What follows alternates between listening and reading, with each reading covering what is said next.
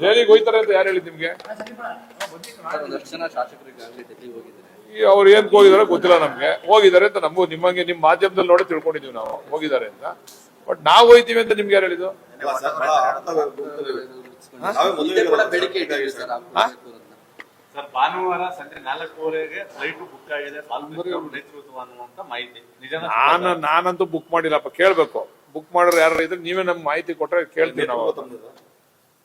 ನಾನೇನ್ ದೊಡ್ಡ ಲೀಡರ್ ನೇತೃತ್ವ ತಗೊಳಕ್ಕೆ ಇಲ್ಲಿ ನೋಡ್ರಿ, ನಾನ್ ಸೀನಿಯರ್ MLA JDS ನಲ್ಲಿ.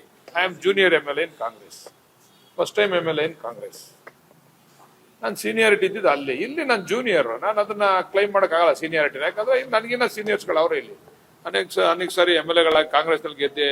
ಈಗ ನಾನು ಇಕ್ಬಾಲ್ ಹುಸೇನ್ ಅವರು ಒಂದೇ ಲೆವೆಲ್. ಈಗ ಅವರು ಫಸ್ಟ್ ಟೈಮ್ ಕಾಂಗ್ರೆಸ್ MLA, ನಾನು ಫಸ್ಟ್ ಟೈಮ್ ಕಾಂಗ್ರೆಸ್.